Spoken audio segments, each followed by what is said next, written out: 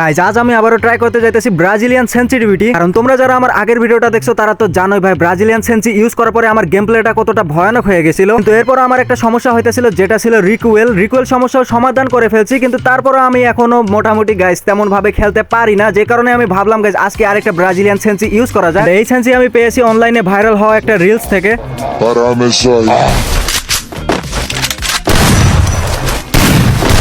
Primera sangre.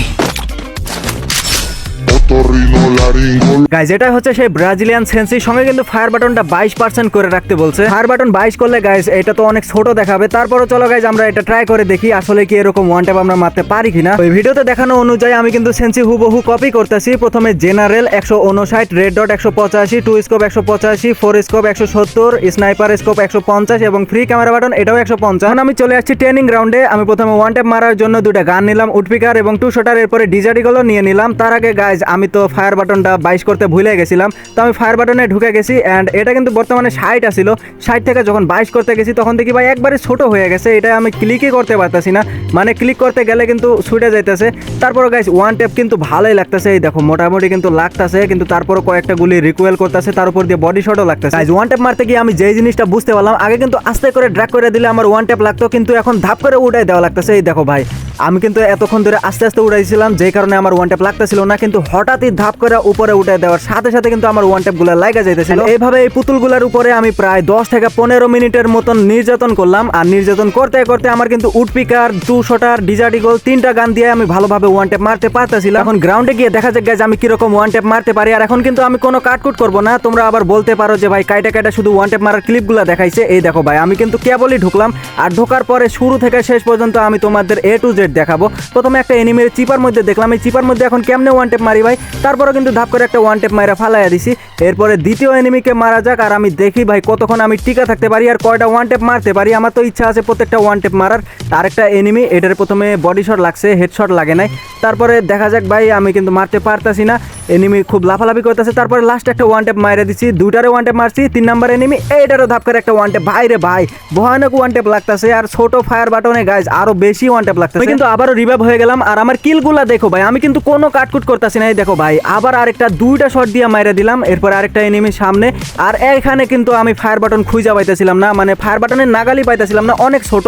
Click করতে গিয়ে মাঝে মধ্যে দেখবা যে আমি দাঁড়াইয়া গেছি, কিন্তু আমি দেখো ভাই চেষ্টা করতেছিলাম, তারপরে কিন্তু আমি মরে গেলাম।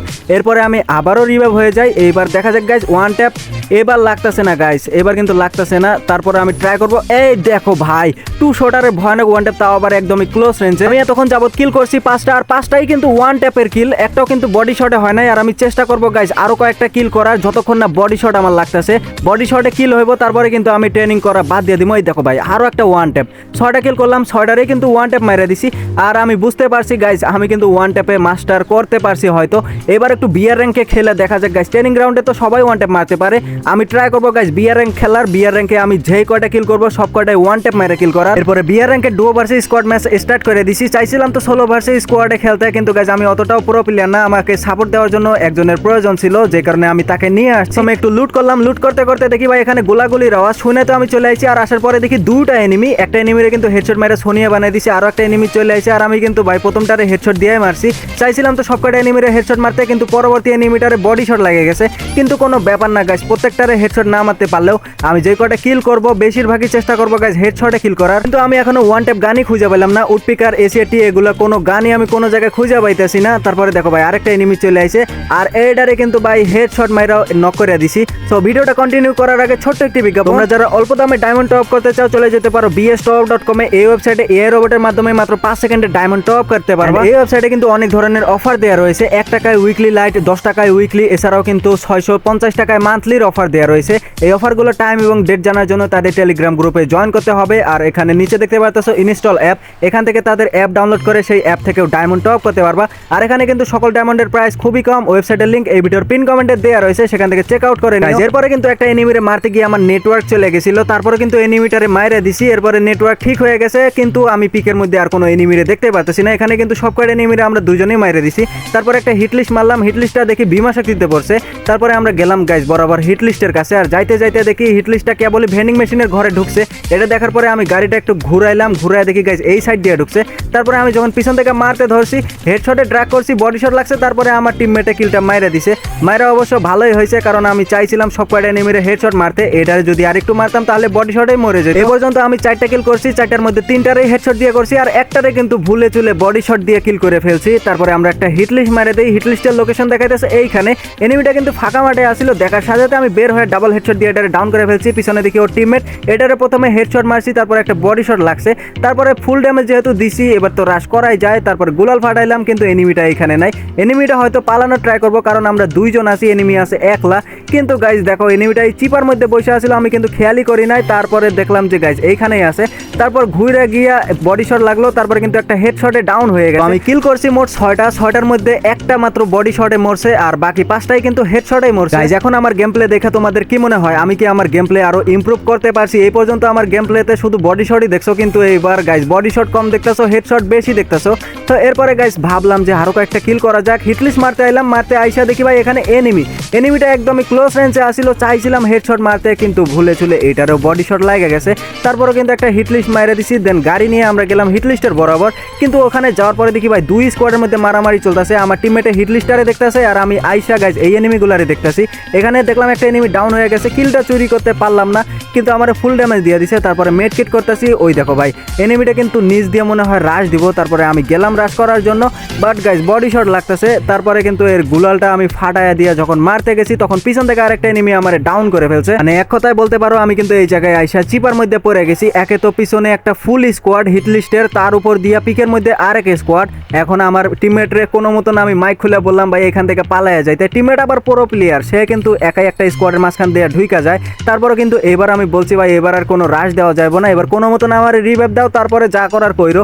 তো এরপরে কিন্তু দেখো ভাই মিলের মধ্যে চলে আসছে, একটা এনিমি থাকা সত্ত্বেও কিন্তু তার নামের আমার রিভাইভ দিল। ফাইনালি আমার টিমমেট যে আমার দুঃখ বুঝতে পারছে, এতেই কিন্তু আমি সন্তুষ্ট হয়ে গেছি। তারপরে রিভাইভ নেওয়ার সাথে সাথে আমি নেমে পড়লাম আমার ডেড বডিতে। কিন্তু এখানে আসার পরে দেখি ভাই এখানে অনেক কয়টা এনিমি, একটা এনিমি লস প্যাডে উঠছে, আরেকটা এনিমি আমার সঙ্গে আসছিল, এটারে কিন্তু হেডশট দিয়ে ডাউন করে ফেলছি। তাড়াতাড়ি কিল নেওয়ার পরে একটু লুট করতে হবে। আর একটা এনিমি দেখো ভাই দূর থেকে মারতেছে, মানে সামনে পিছনে সব জায়গায় এনিমি।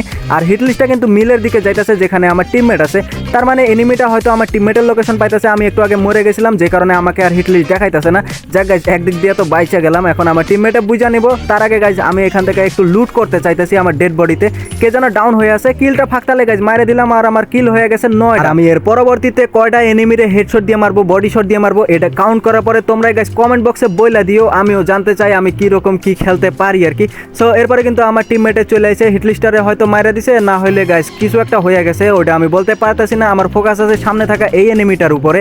এনিমিটা দেখো ভাই আমাদের 2 জনের উপরে যে অত্যাচার করতেছে, একটু খালি চান্স মতন পাই, তারপরে হেডশট মারে চান্দি উড়ে। ম্যাপের দিকে তাকিয়ে দেখি হিটলিস্ট কেবল আইতাছে, ভাই হিটলিস্ট এখনো মরে নাই। আমার টিমমেটে যে কোন দিক দিয়ে আসলো আমি তো বুঝতে পারতেছি না। তো যাই হোক গাইস, এরপরে যে এনিমিটা আমাদের উপর অত্যাচার করছিল তারে কিন্তু আমি বডি শট দিয়ে মাইরে দিলাম, কিছু করার নাই। তার পরবর্তীটারে ভাই কি লালের লাল মারলাম, এটারে মাইরে দেওয়ার পরে কিন্তু আমার 11 নাম্বার কিলো হয়ে গেছে। আর হিটলিস্টের কি হলো ভাই, হিটলিস্ট হয়তো মরে গেছে, তো ব্যাপার না। এরপরে আরেকটা হিটলিস্ট মারতে যাবো নাকি, তখনই পিছনে দেখি ভাই আরেকটা এনিমি চলে আসে, আর এই এনিমিটারেও কিন্তু আমি হেডশট দিয়ে ডাউন করে ফেলছি। এই জন্য এখনো 25 জন এনিমি এলাইভ আছে, আর সেফ জোন দিছে এইখানে। তার উপর দিয়ে কে যেন এখানে ডেঞ্জার জোন মাইরে দিল। আমি কিন্তু এখানে কিল নেওয়ার পরে গেছিলাম গাইজ ভেন্ডিং মেশিনে, কারণ ভেন্ডিং মেশিনে এখন এনিমি থাকবে এটাই স্বাভাবিক। আর এখানে আসার পরে দেখি ভাই এখানে আসলেই কিন্তু 2টা এনিমি আসিল।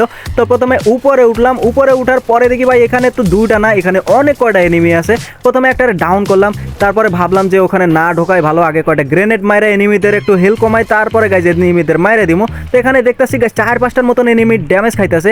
তারপরে একটা গ্রেনেড মারলাম, গ্রেনেডে কাজ হয় না। তারপর আরো একটা গ্রেনেড মারলাম, এই গ্রেনেডে কিছু হইতে পারে, হয় নাই গাইজ। এখানে সব কয়টা এনিমি কিন্তু প্যাক ট্যাক করে বইসা আছে।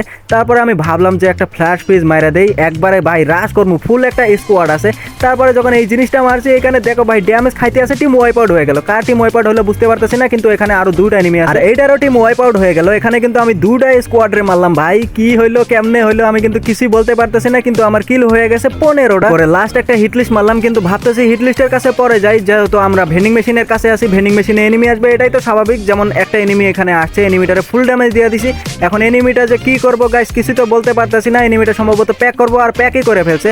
তারপরে এর একটু ড্রাগন ফ্রিজ মারলাম, পরে দেখি ভাই সাইড থেকে আরেকটা এনিমি থার্ড পার্টি করতেছে, কোনো মতন গুলাল ফেলা একটু কাভারে আছে। যখনই এই এনিমিটার গুলাল সরে যায়, এই এনিমিটারে কিন্তু হেডশট দিয়ে আমি ডাউন করে ফেলছি। এখন ওই এনিমিটারে দেখা যাক গাইস যেটা আমাদের উপরে থার্ড পার্টি করতেছে, ওই এনিমিটা দেখলাম গাইস একবারে পাহাড়ের উপরে বসে আছে, ওইখান থেকে থার্ড পার্টি করতেছিল।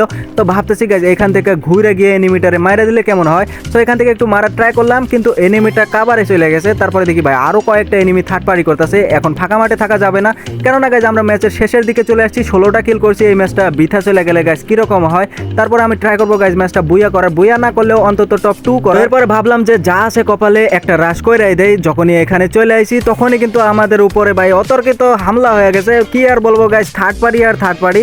তো এখানে আমার টিমমেটে ট্রাই করছিল আমার রিভাইভ দেওয়ার, কিন্তু গুলাল যেভাবে ফাটাইছে, তারপরে পিছন থেকে মারে, সামন থেকে মারে, আর আমাদের সবাইরে কিন্তু এখানেই মারে দিচ্ছে। আর সত্যি বলতে গাইস এই সেন্সি কিন্তু আমার অনেক উপকার করছে। আমি ম্যাচে যেই পরিমাণে কিল করছি, সব থেকে বেশি কিল করছি আমি হেডশট দিয়া।